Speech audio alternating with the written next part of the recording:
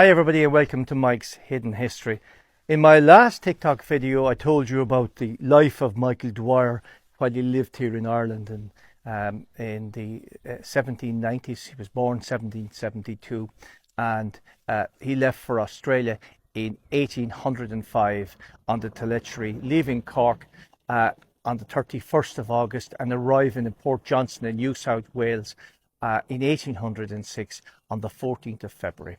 Now, he began a new life in Australia, in fact. He had been a rebel here. He had been a thorn in the side of the British authorities after the 1798 rebellion. He held out with himself and a number of colleagues, undertook guerrilla warfare and attacked the British forces sporadically from his base here in the Wicklow Mountains. Life that couldn't continue. He agreed terms and now he's in Australia.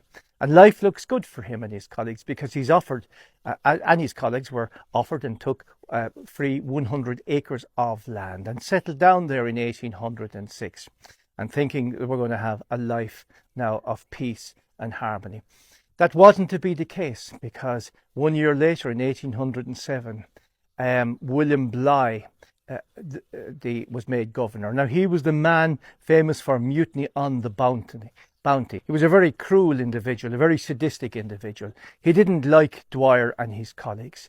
And on trumped up charges in 1807, he had them brought to court. They were actually found not guilty of sedition. And it was completely trumped up, completely false allegations. That didn't stop Bligh from having them arrested again and put in chains and sent to Van Diemen's Land in Tasmania as convicts. Now, after that, shortly after that, the local military had enough of Bligh. And in what was called the Rum Revolution, they deposed him, removed him from office. And in an inquiry in 1808 in London in the following year, the case and the treatment of Dwyer and his colleagues was highlighted during that case. Bligh was never to go back as governor, and his replacement immediately released Dwyer and his colleagues, and they were free men again. In fact, things began to improve for him. He was made a constable as well of a district near Sydney, and by 1814, not only had he 100 acres, he had over 600 acres. So things were looking good for him. By 1820, in fact, he was made the chief constable of Liverpool. Now, it's very unusual for that to be given that position, considering his previous life here in Ireland. He didn't last long, in fact, in that role. He was accused of drunkenness and mislaying documents, public documents and so forth. So he was dismissed after a number of months. In 1823, he decided he'd open an inn called the Harrow Inn, named after Harrow, a place in Wexford. And he borrowed heavily for that. So he wasn't able to pay his debts, in fact. And he was declared bankrupt.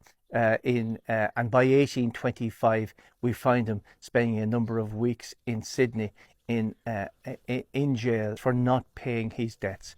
While there, he contacts dysentery, and by the end of August in 1825 he dies.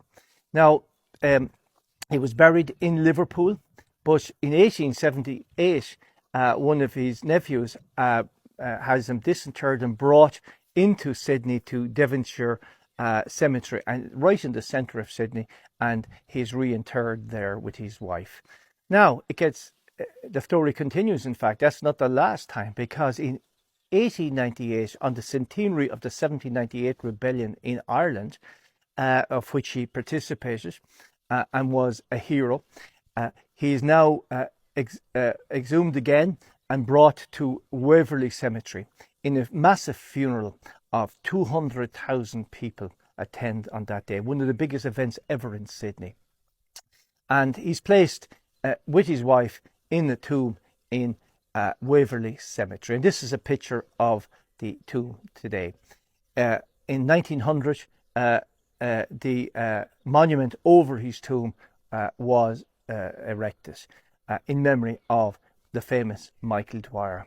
So he had very humble origins here in the Glen Ify in County Wicklow, and he ends up in Australia today, still over 200 years later. We know of his life story.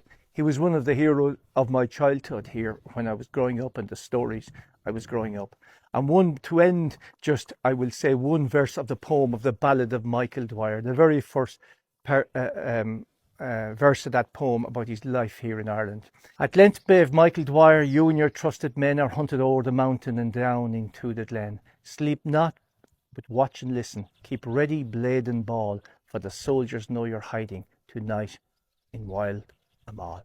So that's the story of the second part of the story, in fact, of the Wicklow chieftain Michael Dwyer. More from Mike's Hidden Histories next time.